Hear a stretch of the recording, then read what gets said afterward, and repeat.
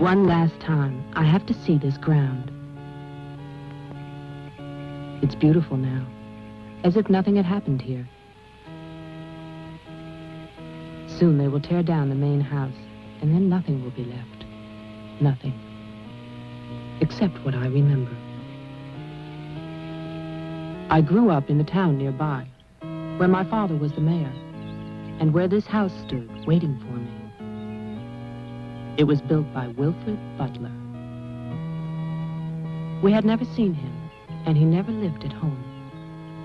Until the day before Christmas in 1950, he finally did come back.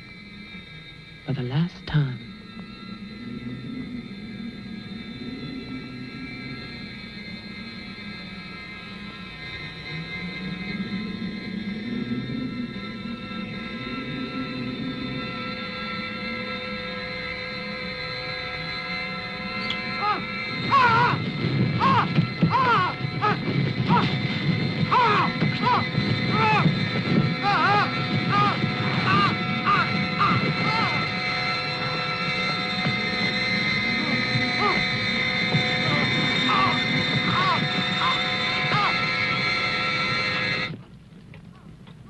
All of us believed that his death was an accident. No one knew that another person had come to Butler House that Christmas.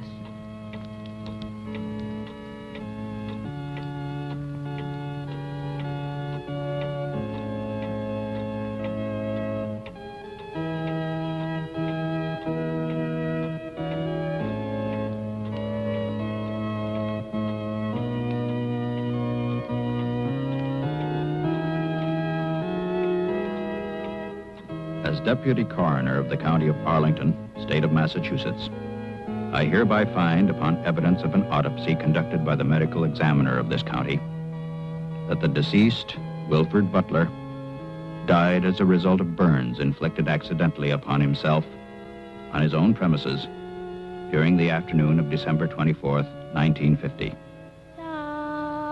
No further inquiry shall be held over the body of the deceased, and this inquest is officially closed. All is calm, all is bright, round yon Virgin Mother and Child.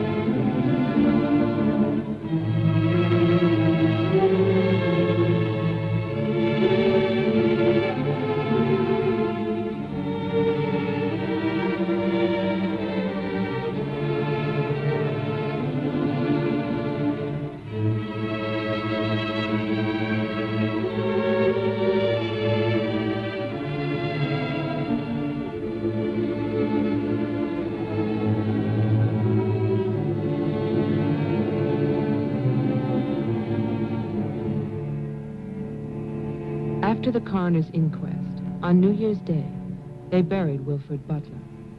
There was no one there to mourn him. It was the funeral of a stranger.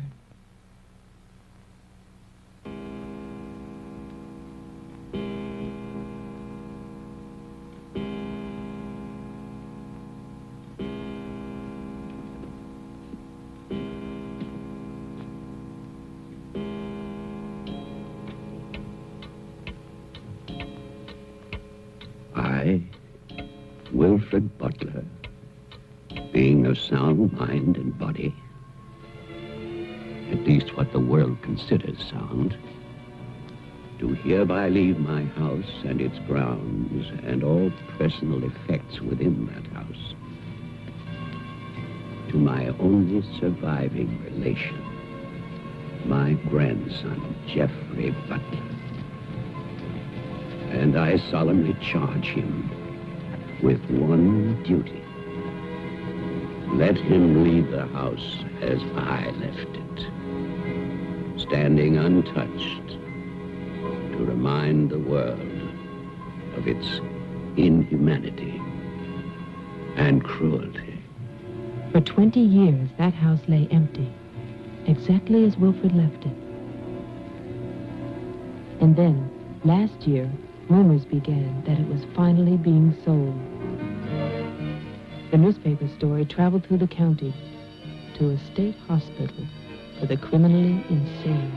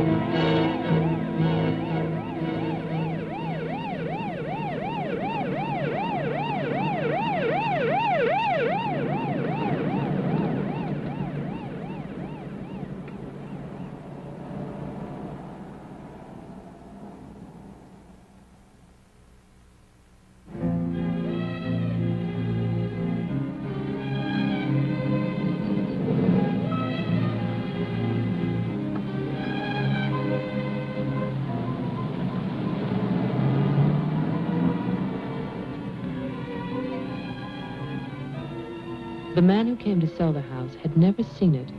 He was a lawyer from the city, just doing a job and enjoying it.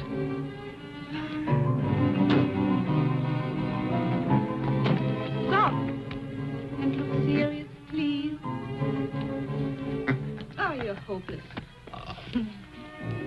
Oh, look! Hey, wait, where you going now? The mayor's gonna have a fit, kid. One more shot. Come on. Stay there. I want one together. And smile.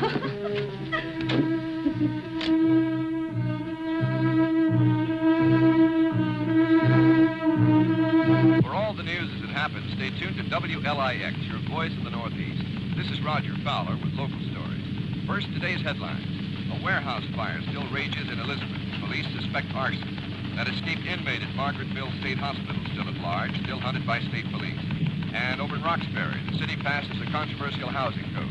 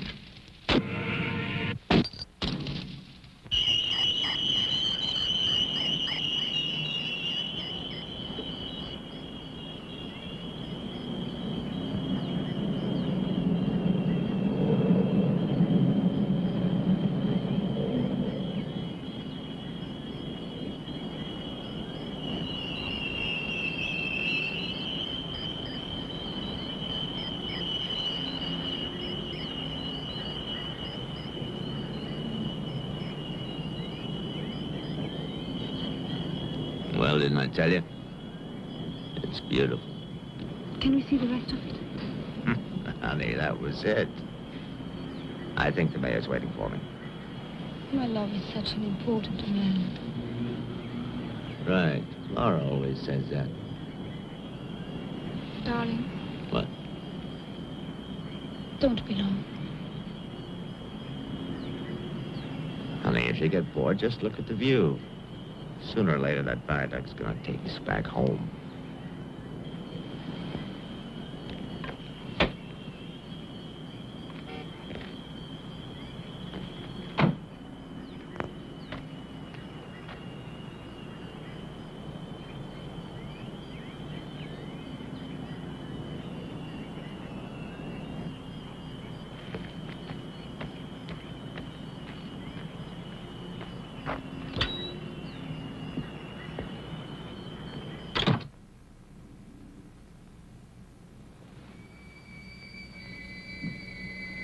Mr. Carter. Mr. Mayor.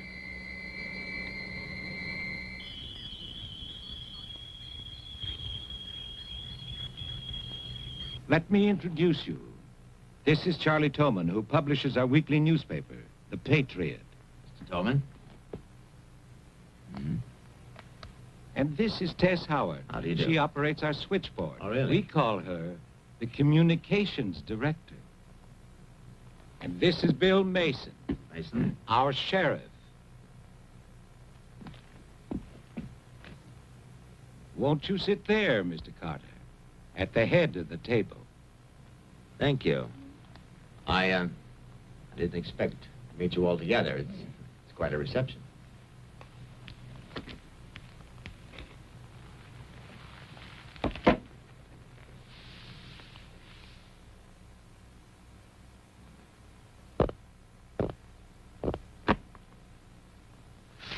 All right, let's begin.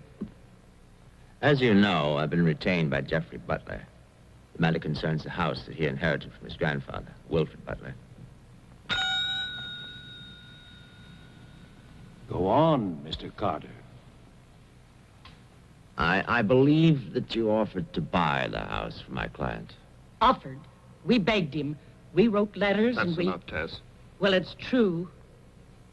Trouble. There's always trouble. I can sympathize. I spent the last 20 years and more driving people away from there.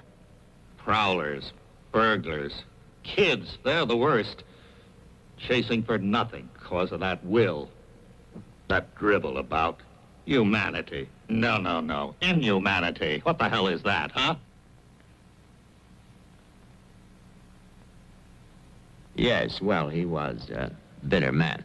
Hate. It must have been very hard. It must have been hate.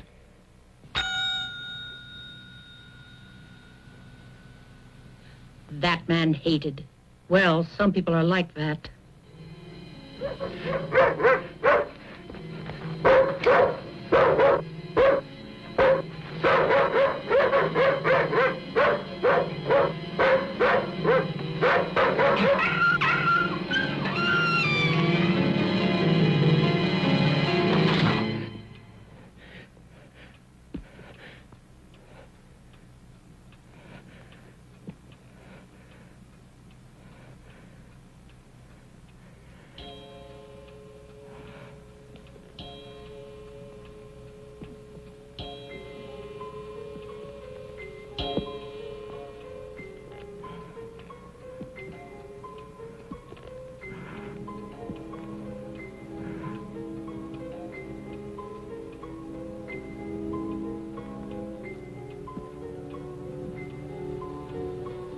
The question is, well, do you still want the house?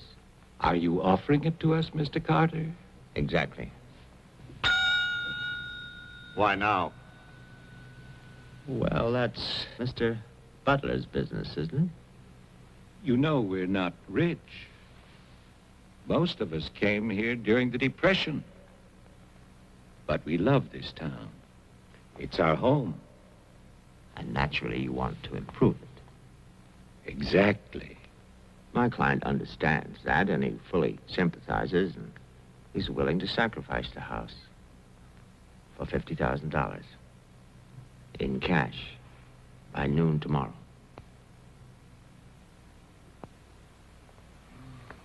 That's an awful lot of cash.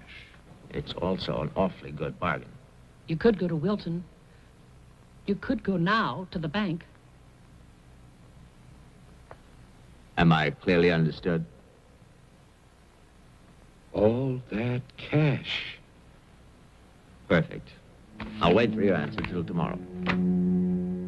You're spending the night here? Yes, May I ask where? at the Butler house. We could put you up at the motel as our guest. No, the house is fine. The Paradise Motel. That's very kind of you, but I'm meeting Mr. Butler about some personal items. You'll want a phone. I can reconnect the line. Don't trouble, please. No trouble. You'll need a phone. Don't want to be stuck out there.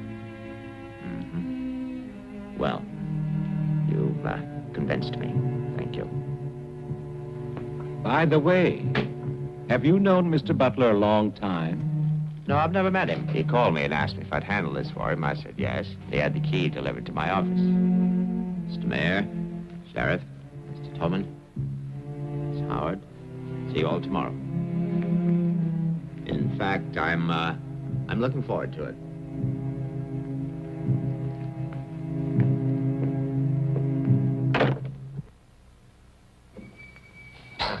Slick, really slick. He's a big lawyer, Bill. You've got to expect that. Don't tell me about lawyers. Oh, you see the way he looked at us? You see his clothes? He's doing his job. Just don't tell me about lawyers. You know what I'd like to see? Two of them like that one talking to each other. Neither one of them would know what to believe. I love you, too. Honey, when I get home, I'm going to have a nice surprise for you. No, I can't tell you what it is now. It wouldn't be a surprise, now would it? No, I can't come home now, but it'll be very soon. Very soon. Honey, of course I miss you. Yes, I miss Mommy, too. Laura, how are you, kid?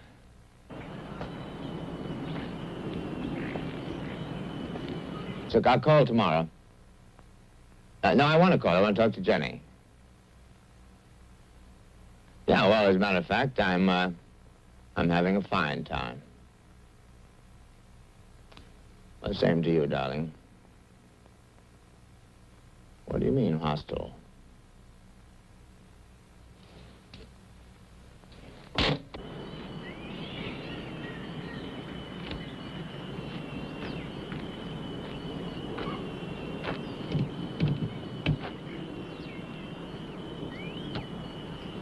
I was wondering, if we get it, what then? Tear it down. Okay. I'd better get going. Do me a favor, Tess. Call Diane, tell her I'm going to Wilton, and I'll be back late.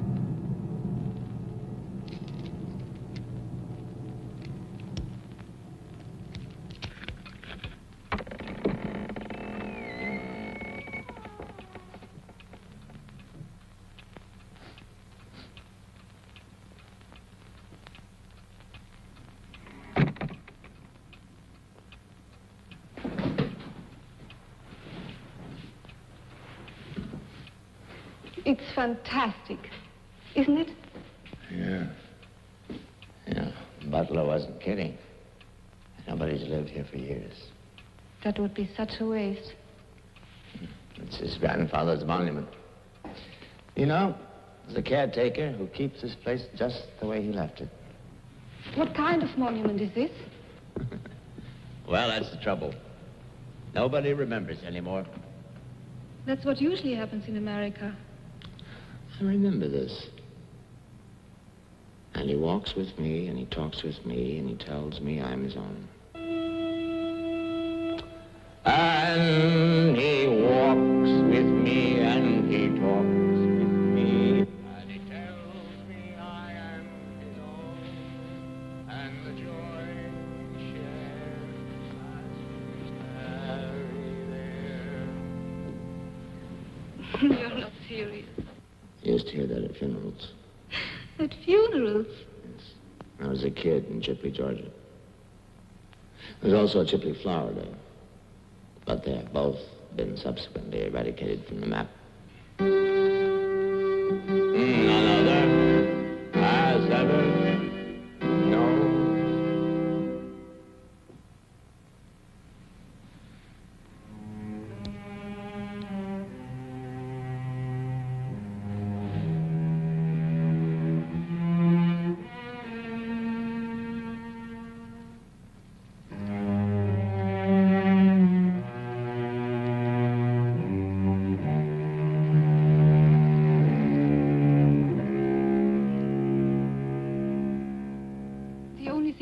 was a delicatessen, so I brought you pastrami, salami, potato salad, macaroni, everything you like.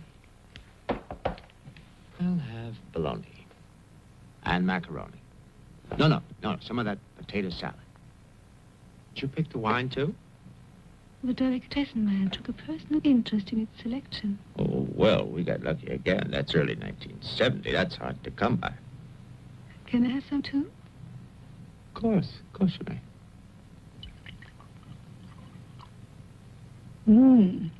Thank you. It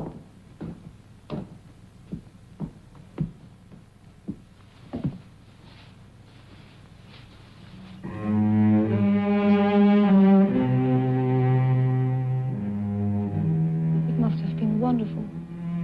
What? The people who lived here. They must have had a wonderful life. Well, I hope they did. Wilfred Butler must have believed in something. Look at that stone fireplace, parquet floor, the mahogany, this table. Now, you probably think this place is made of wood, right? Well, Wrong. You know what his grandson told me? Underneath that wood, there's 2 feet of stone. The foundation is 8 bricks wide. Now, someday they're going to come in here and they're going to tear this place down and they're going to build little tract houses all over this property on quarter-acre and half-acre lots. And that bulldozer's going to come up that hill toward this house. And it's going to get the surprise of its life. They built a kingdom out here. I mean, nobody's left. no. Butler has a grandson. He's probably like the rest of us, wants money. You know, he's asking $50,000 cash for this place, and if he only wait, he can get at least $250,000. But he won't take his time. So he'll get screwed.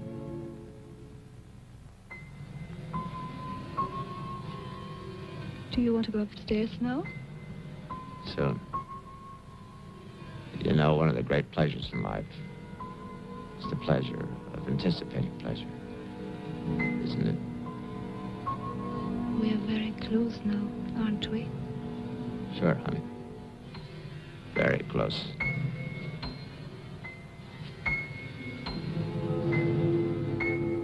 I don't see any beds yet. Keep looking, honey. Butler said the place was furnished.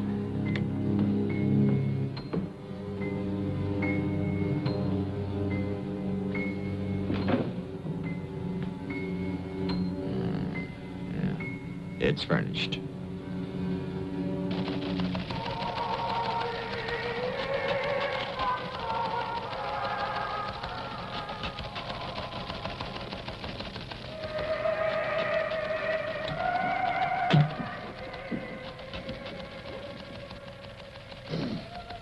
Anything doing? No, sir. But look at this.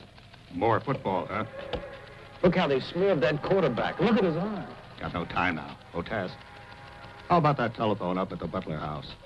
Is it working? Well, try it now. I'll wait.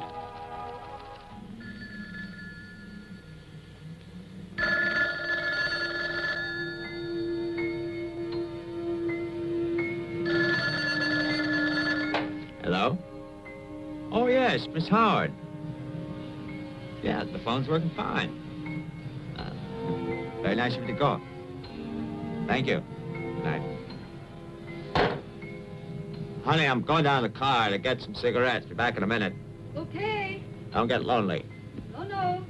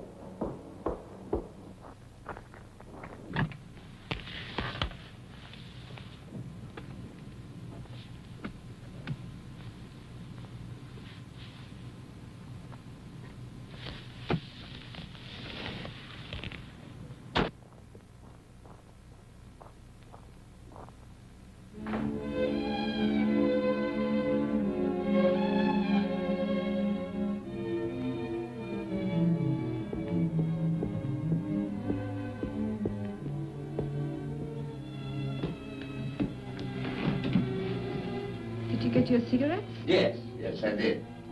May I have one? Sure. No, it's the most amazing thing. These cigarettes come in these very small packages these days. Oh, that's for me? Mm-hmm. Can I open it? Oh, no. Our Christmas is day after tomorrow. Is that an order? Yes, ma'am, that's an order.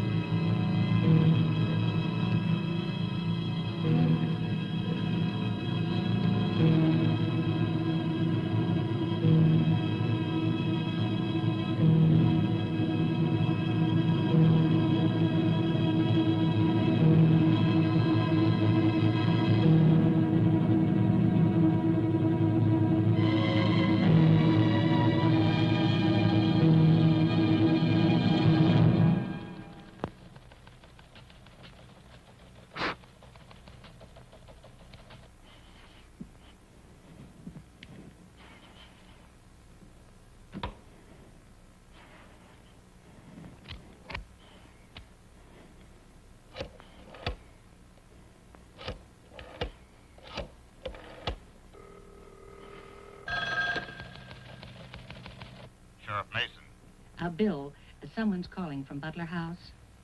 Okay, put him on. Go ahead now. Mr. Carter? I'm not Carter. Who is this? The honor. Butler. I'm worried, Sheriff. Carter's not here. Speak up, I can't hear you. I can't. I'm sick. Can you come here? What is it? What's wrong? His car's here, but he's gone. Won't you come? Okay. Now, you stay put in that house. I'll wait for you. Please, hurry. I'm afraid. Now, take it easy. I'm coming.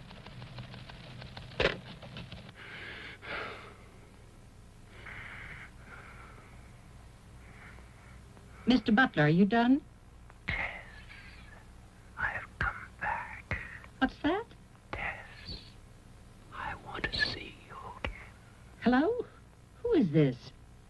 You know me, Tess. It's Mary Ann. Tell the mayor. Tell them all.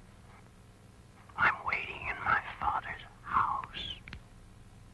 Tess, it's so lonesome here. Don't be long. Hello? Hello? Hello?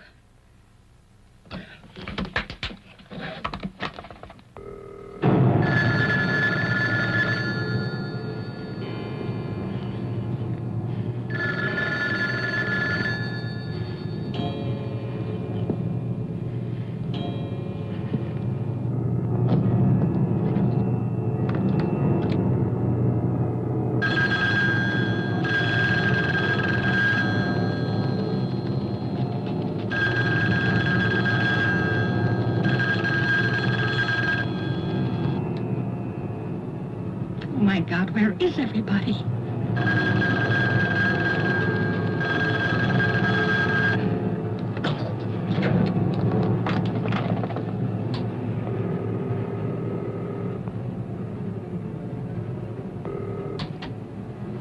Hello? Oh, Maggie, thank goodness. What is it, Tess? Something's come up. Something urgent. Can you start early? Oh, honey, I'm watching TV. Maggie Daly, you get yourself over here. What is it? Just get moving, Maggie. Just please, hurry.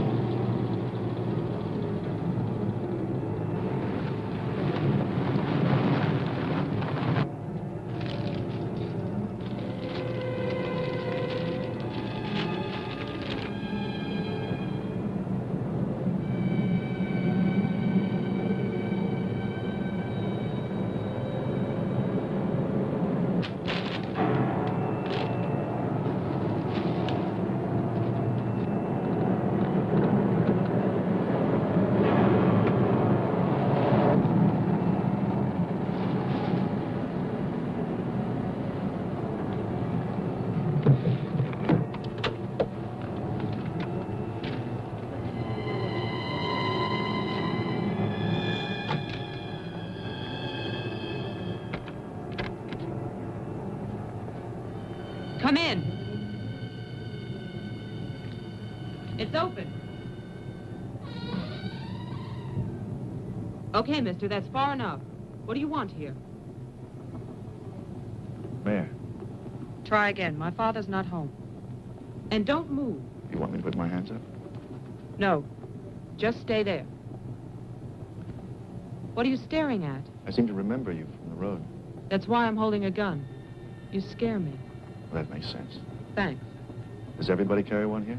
You can ask the sheriff when he gets here. I'll call him. I'm sorry to disappoint you, but the sheriff's office is empty. How do you know? I was just there. Who are you? Jeffrey Butler. Oh, you're the one who's selling the house. Yes. Have you any ID? Come on. Don't laugh at me. I want your ID. Some maniac escaped from Margaretville.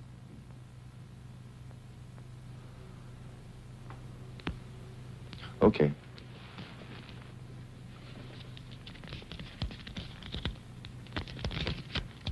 Put it on the table. Now go back.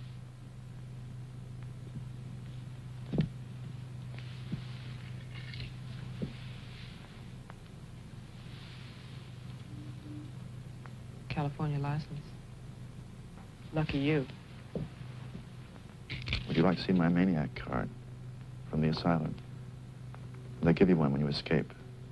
There's a big scarlet M on it so people won't get confused. Okay. Look, I'm sorry about the gun. My father's in Wilton getting your money. All I want to do is to get into my house. The sheriff's deputy might have a key. He's about the only one I know of.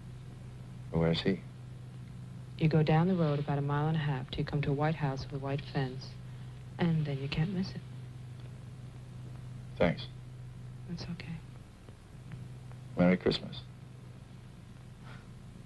Same to you.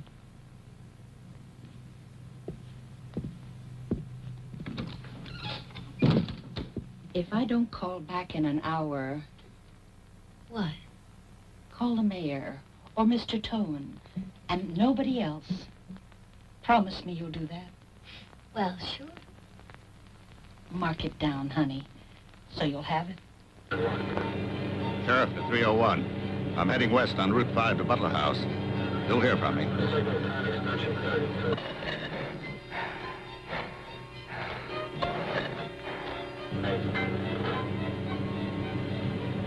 The hell? What's that light out there?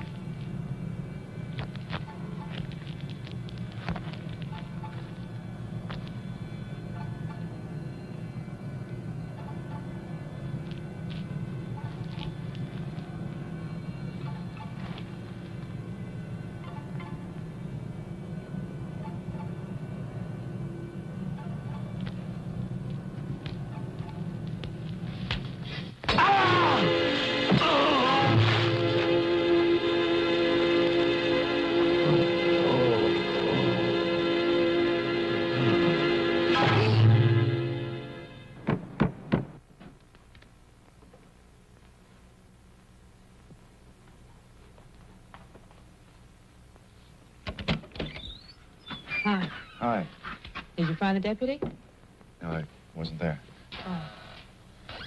I was thinking, isn't your lawyer supposed to be at the house? The door was locked.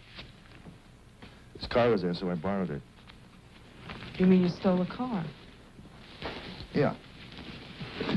Keeping it warm. What if he needs it? Let him find me. Who's coming to dinner? Oh, Daddy. We always have dinner every Thursday. Do you want something? No, I ate Paradise Motel. Yeah, I know. It's awful. What about a drink? Yeah. It's cheap bourbon, but it's a big favorite around here. Do you want ice? No, straight. You look tired. I am tired. Well, here's to a fast dollar. Cheers.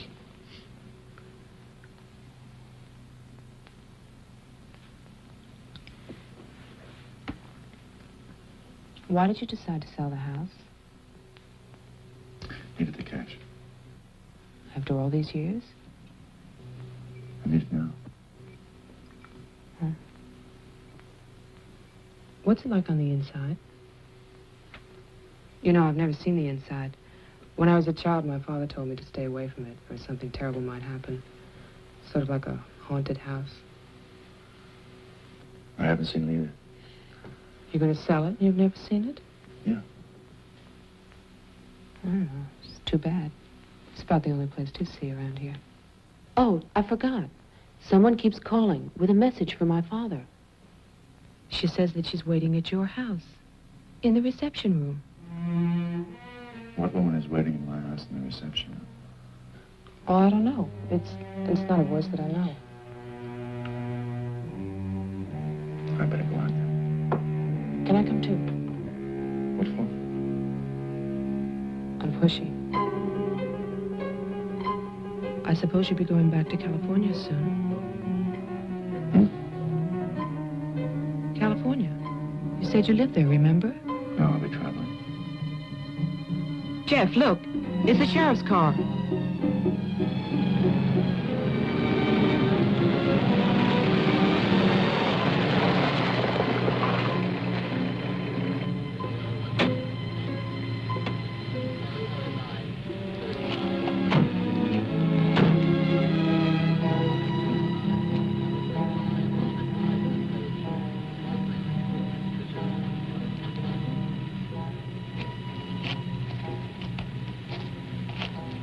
There's a light.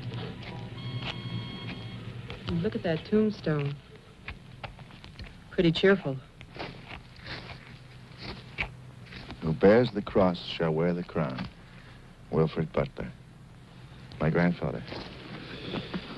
Oh.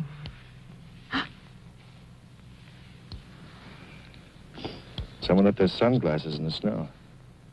They're the sheriff's. My lawyer's missing. So is the sheriff. You get strange phone calls. And now someone's fascinated by my grandfather's grave.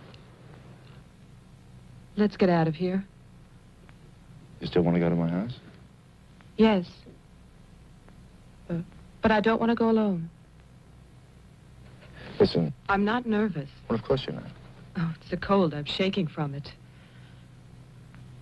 Let's get out of here. Okay. We'll get help in town. It's 10 minutes drive.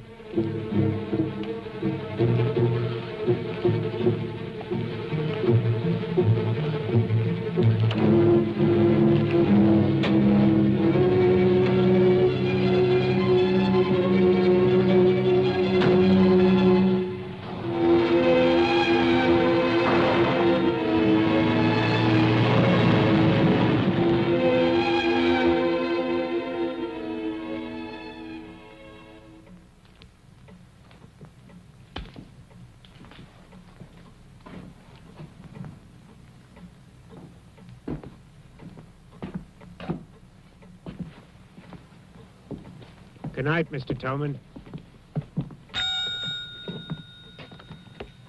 Have a nice holiday.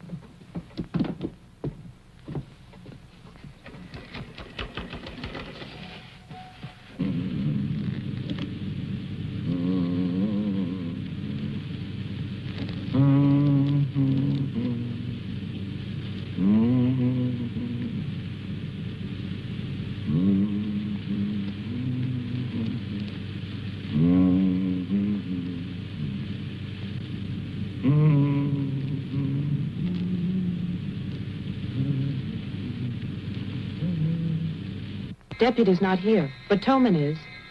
Who's Tolman? Come on, you'll see.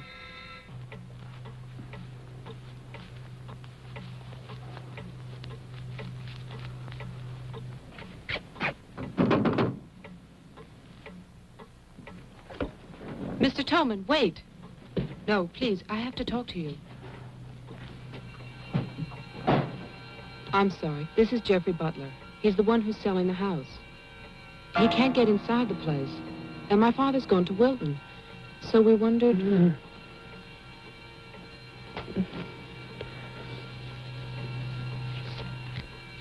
Anything wrong? He'll tell us. Tess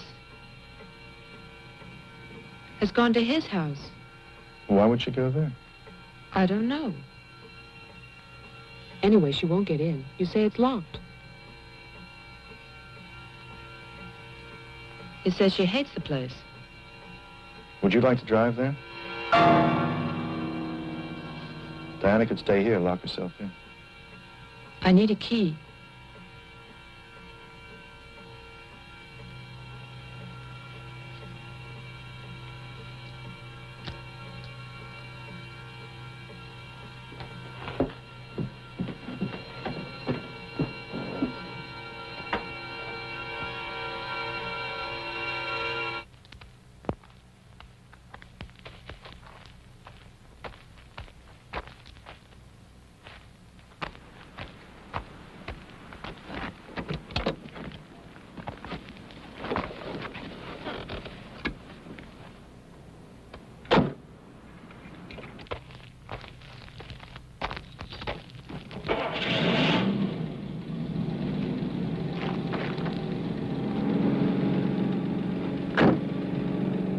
This isn't my house. It's Tess's.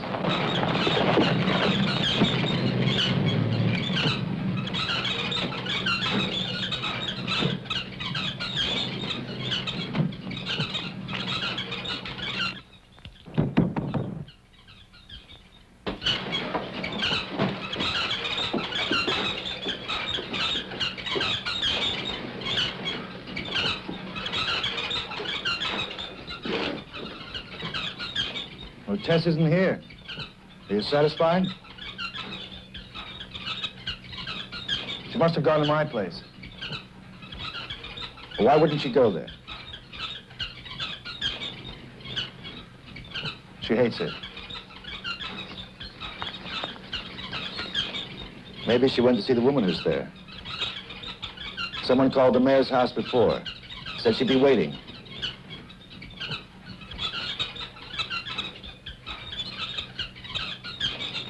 What is it?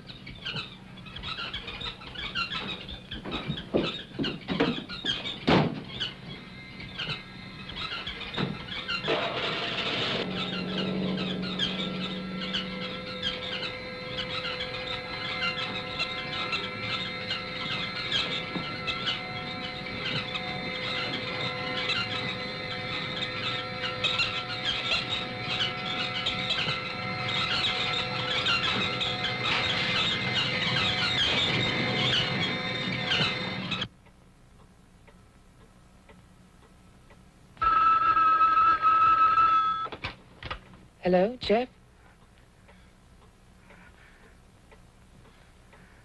Hello?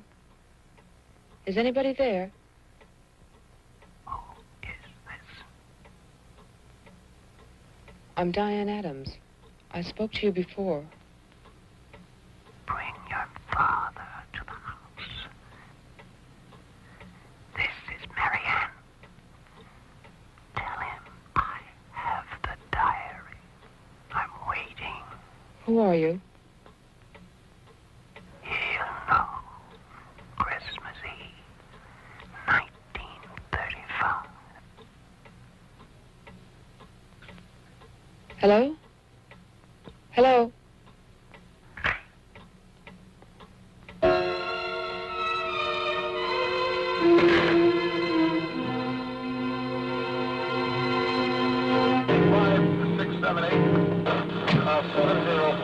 Signal 10, 704, C Charlie. 704, signal 10, 704, C Charlie.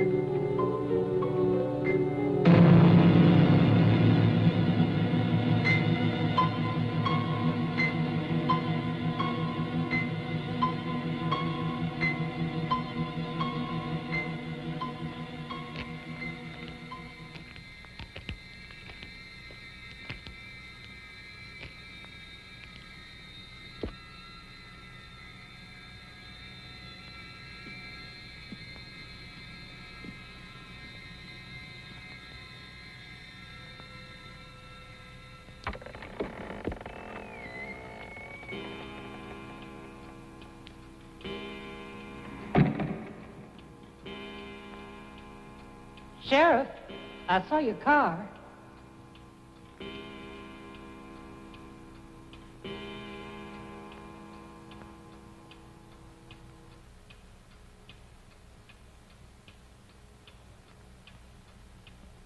Bill? Is that you?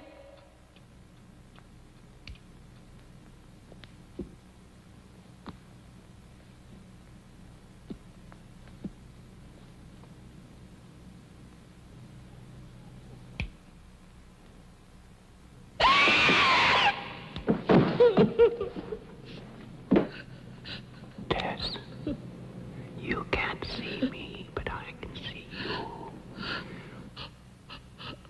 Oh, yes, I remember that face.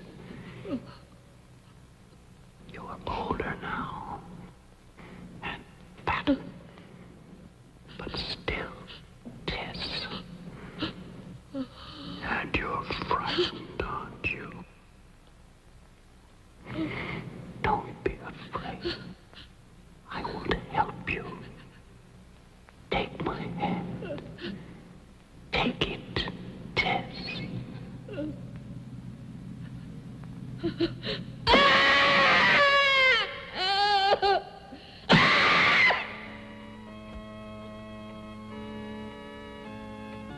person on the telephone said 1935, Christmas Eve.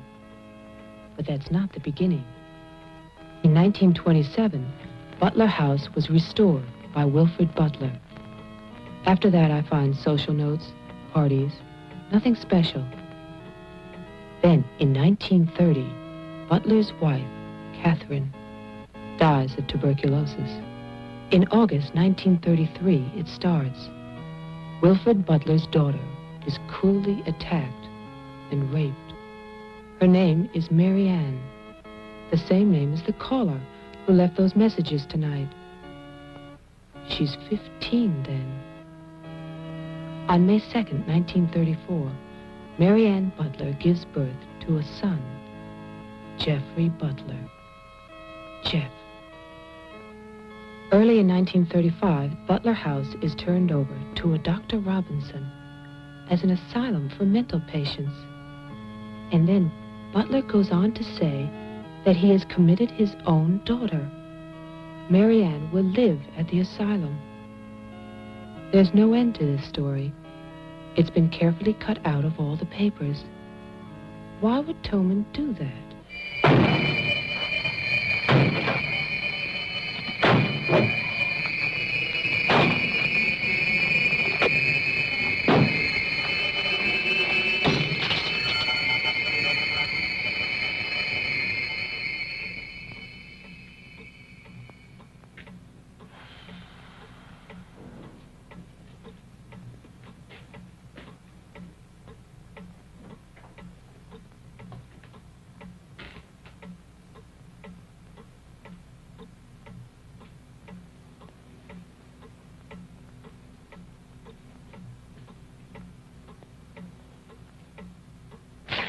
You scared me. Oh, what happened? What happened is, Tess has 40 bird cages. Toman is hysterical. Everybody's at my house but me. It's cold outside and you forgot to lock the door.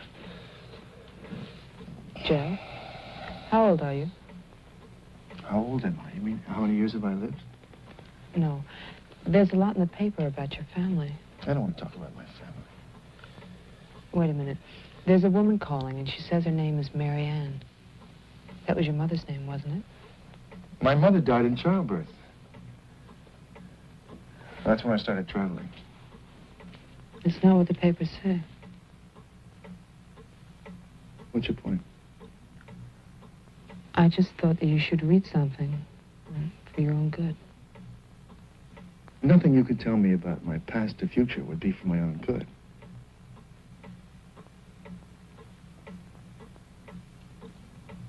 Where is the paper? It's on the table.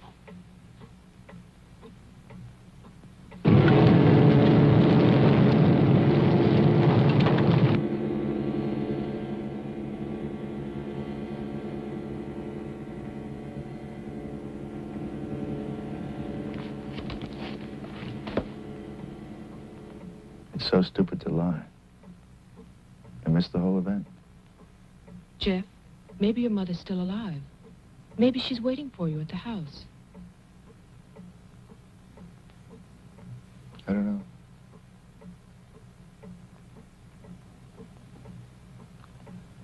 Come on. No more side trips. Let's go out there.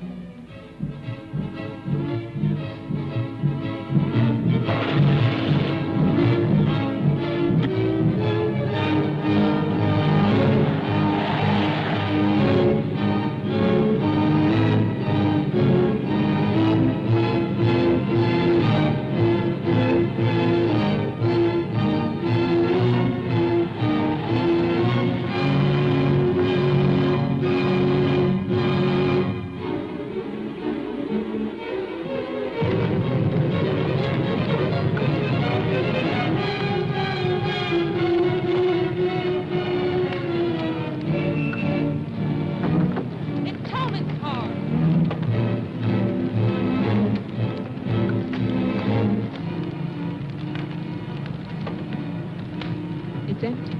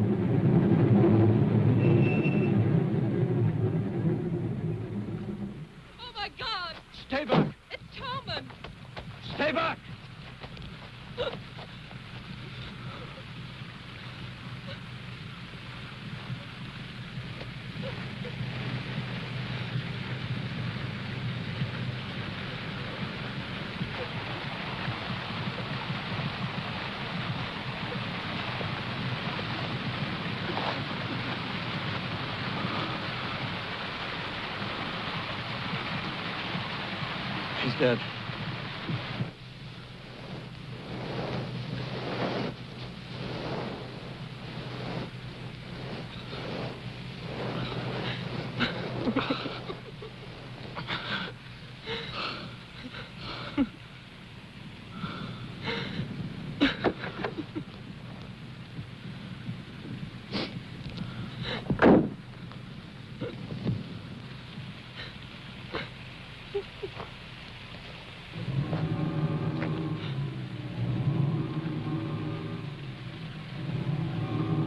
His hands.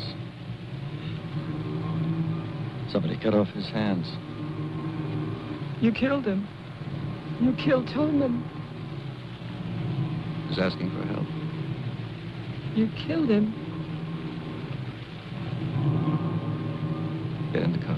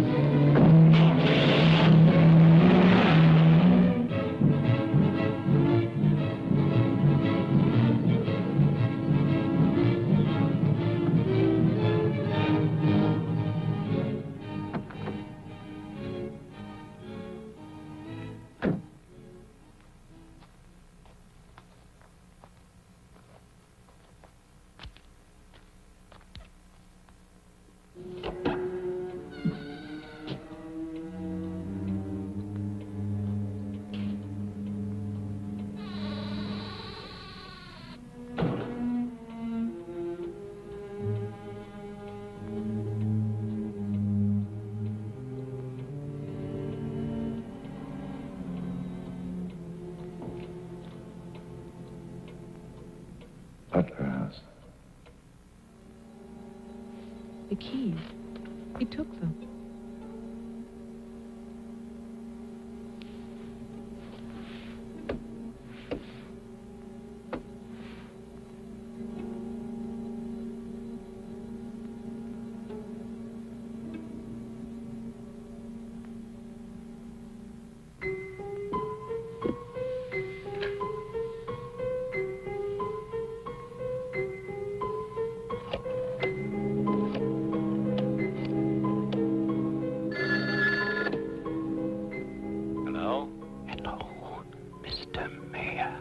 Yes, what? This is Marianne Butler. I'm calling from my house. Won't you come over here, Mr. Mayor? We're having a reunion. Everyone's here, even your daughter.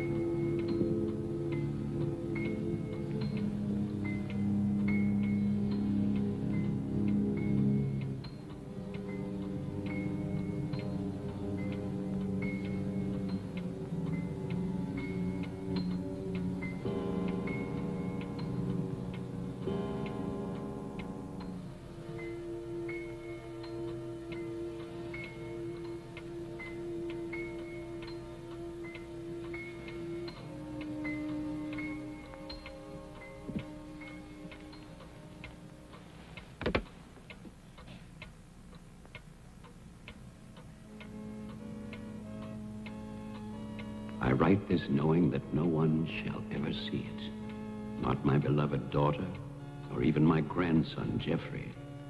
I write for myself in the hope of forgiveness, if that is still possible.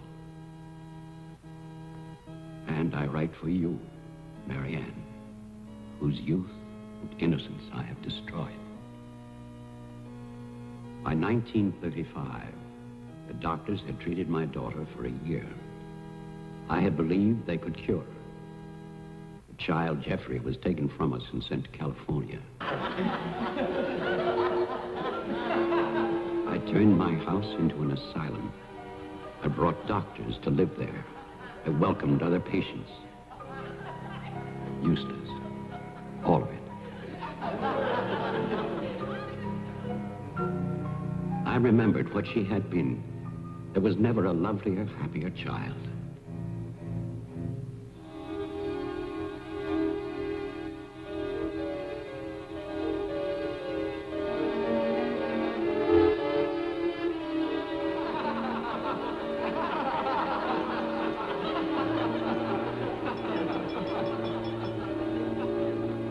Ladies and gentlemen, now quiet, please. I propose a toast. Doctor, please. By Christmas of the first year, I knew that I must act, not for myself, but for my helpless child. Led him to create this institution. Our friend... I had no plan. All I knew was that I must take her from these men with their promises, their lies. Shall we? Huh?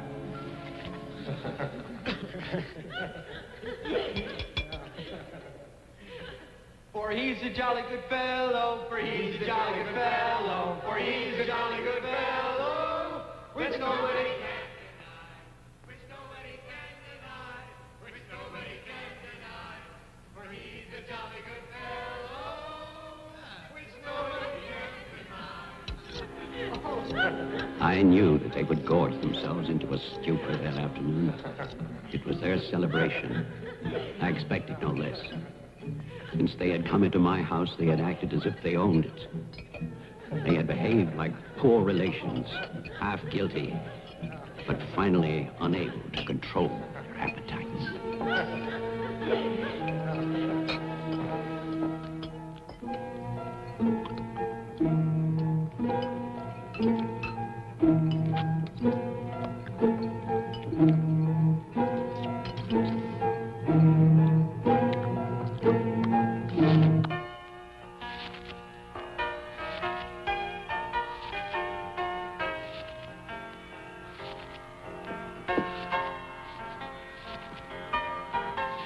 After dinner, they danced and drank as they usually did. All the time, Robinson would smile and reassure me. They expected me to believe, because I had no choice. Wilfred, trust me. He really believed Marianne would be well. He saw a light. There is a light at the end of a long tunnel. Believe me. There is a light at the end of a long tunnel.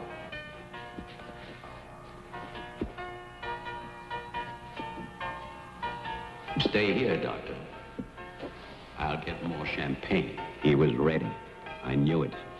Drunk and fat and full of his own importance. I left then.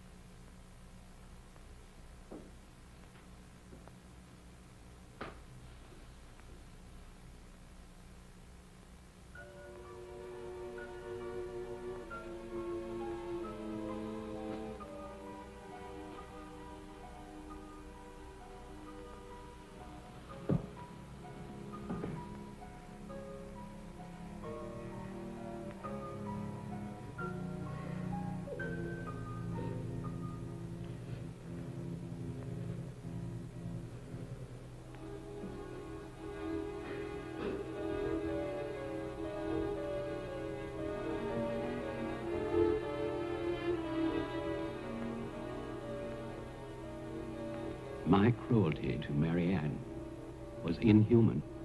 I know that. I had loved her. I had fathered our child, Jeffrey. I had brought her to this. But I swear that on that afternoon, all I wanted was to save my child.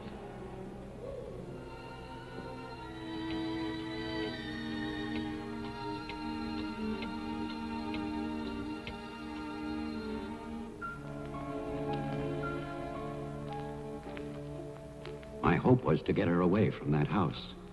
But also, I wanted to set free those other wretches who had so long been abused by the doctors.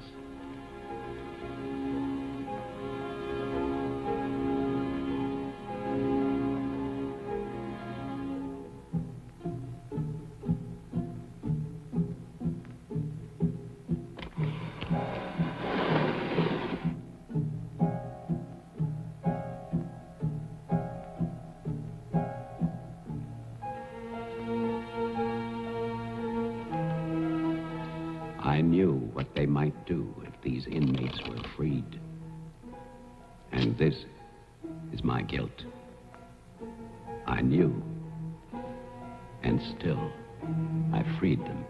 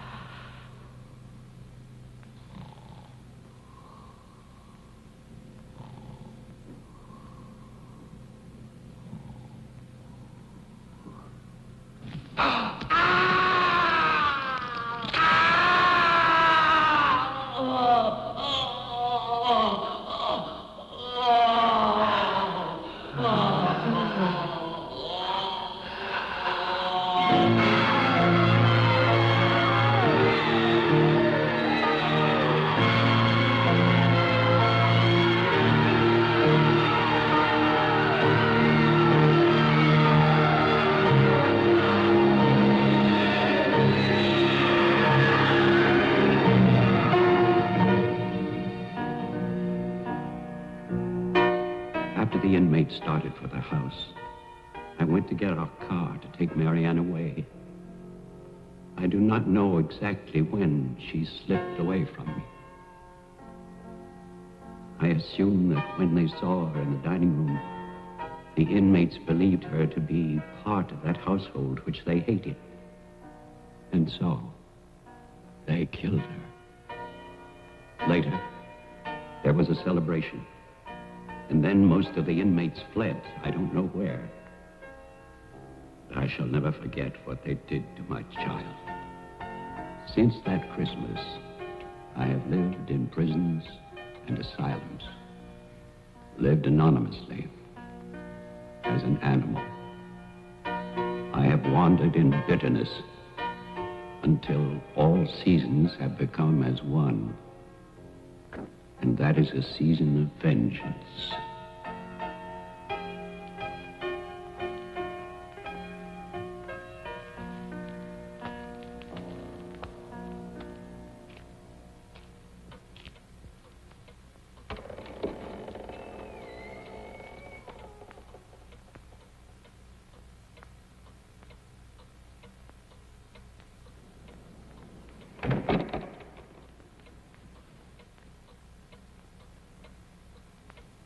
Jeff.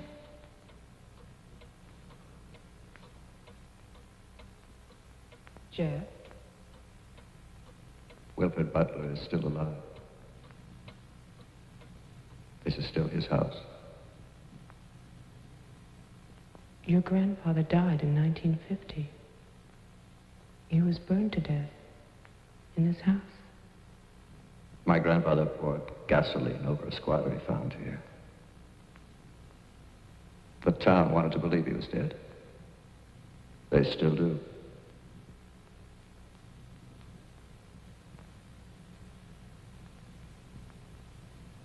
This house was an asylum. There was a massacre by the inmates. Tess, Tolman, the sheriff. Your father. No. All inmates. They killed my mother in this room.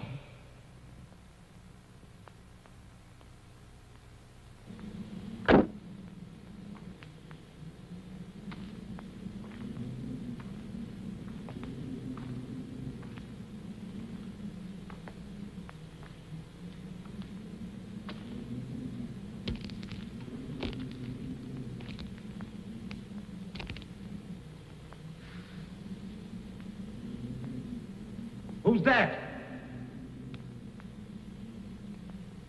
Who's there?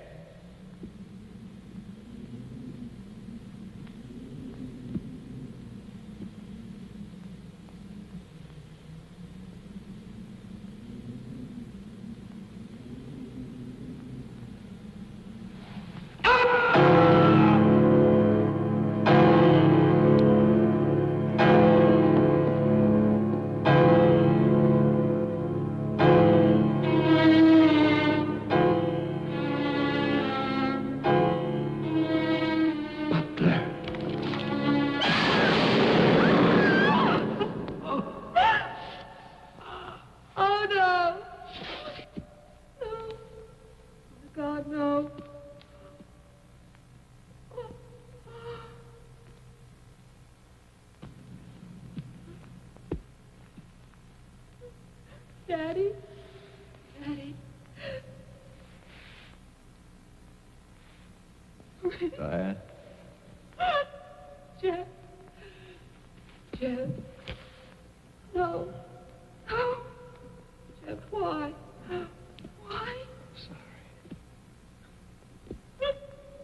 Marianne.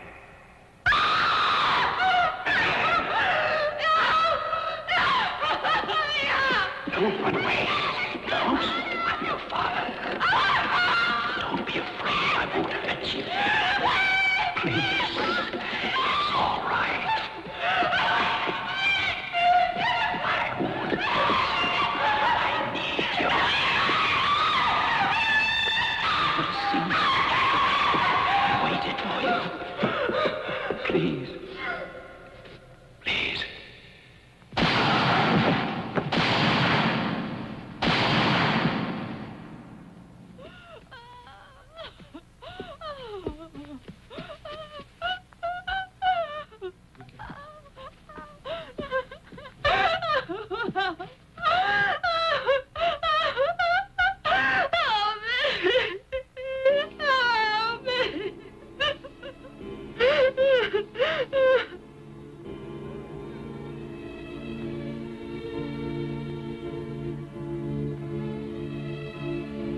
I spent that night weeping. By morning, there were no more tears.